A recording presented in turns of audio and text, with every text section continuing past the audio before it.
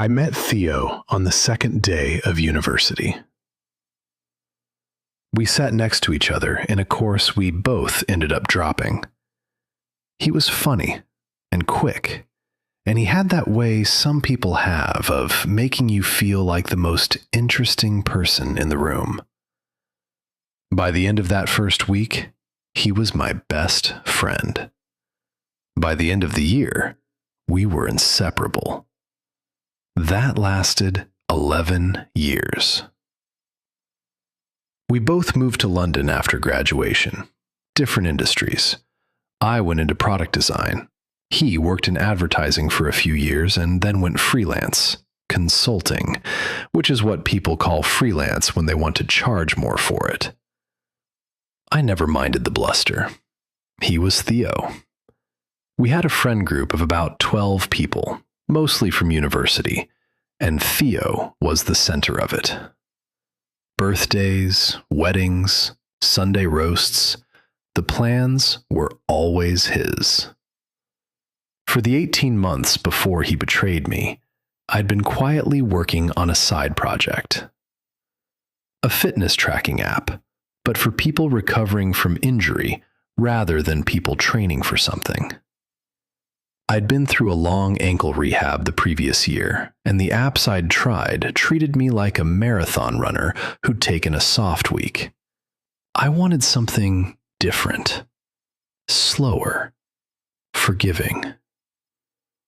I built it on weekends and evenings, the wireframes, the brand, the user flow, a working prototype on test flight that ran on my old iPhone.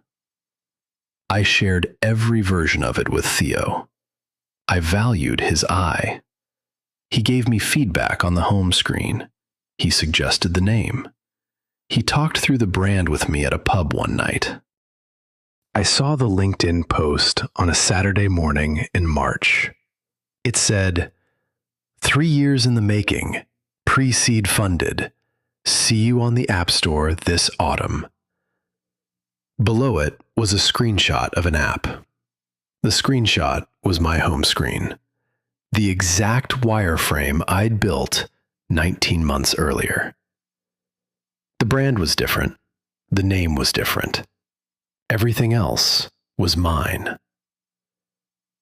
The post was Theo's. I didn't reply. I didn't comment. I didn't message him. I closed the phone and went into the kitchen and made breakfast. That afternoon, I opened the old Google Doc Theo and I had used to brainstorm, the one we'd shared 2 years earlier when I first told him about the idea. Google keeps version histories on shared documents. The history showed me everything I needed. Theo had opened that doc in October the previous year. He'd opened it again in November. He'd downloaded it in December. He had not, in any of those months, told me he was looking at it. He had not, in any of those months, told me he was building anything. I checked everything else. The Figma file with the original wireframes created by me 3 years earlier, visible to him as a viewer. The GitHub repository with the prototype code, private, pushed by me, timestamped.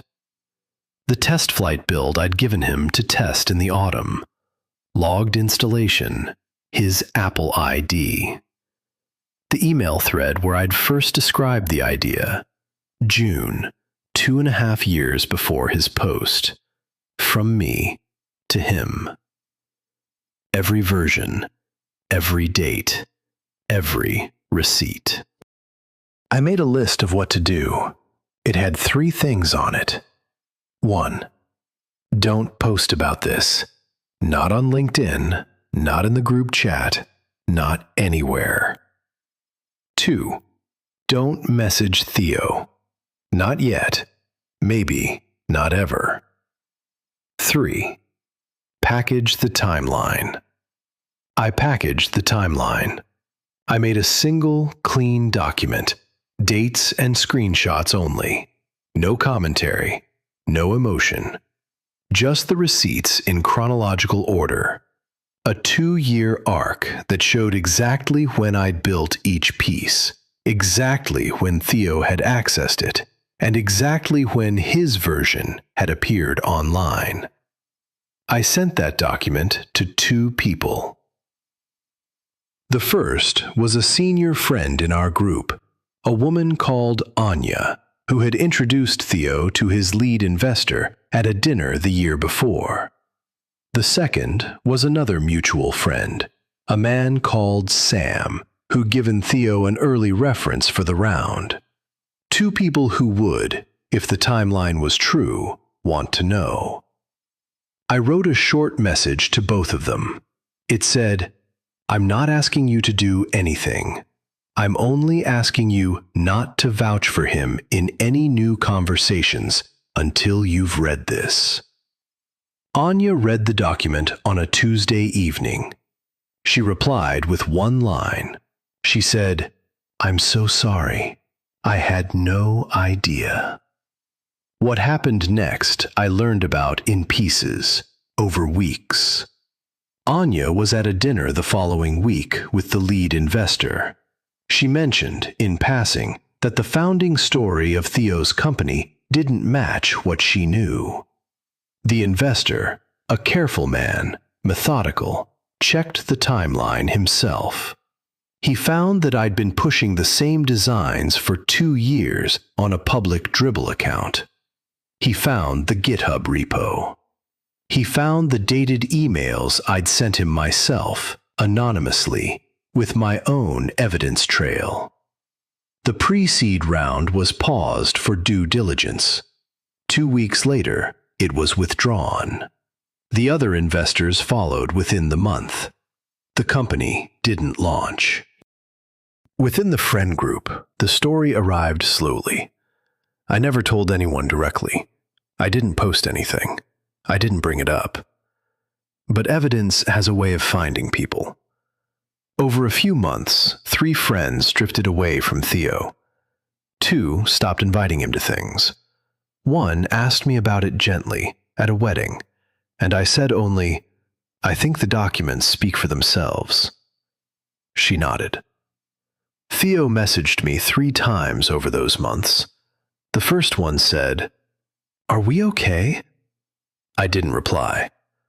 The second one said, "I'd love to talk." I didn't reply. The third one said, "I owe you an explanation." I didn't reply to that one either.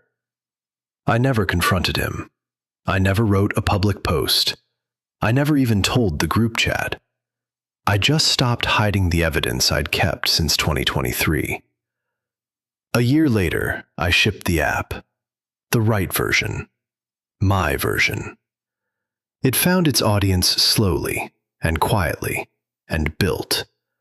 About 4,000 users at first, 11,000 by the end of that year.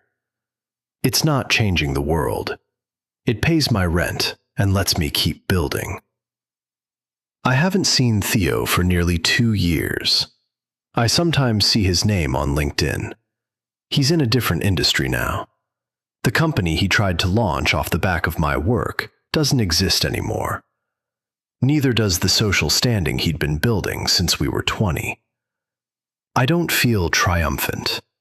I don't feel angry.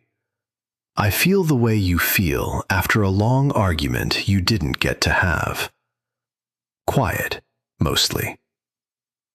I learned something during all of that. Friendships built on convenience don't survive paperwork. The convenient ones look the same as the real ones until something costs the convenient friend something. Then you find out which kind you had. If you've been close to something like this, if you've watched a friendship that mattered turn into something you couldn't unsee, or worse, lived it yourself, you're not alone. I'll be back. Monday, Wednesday, Saturday. Stay patient.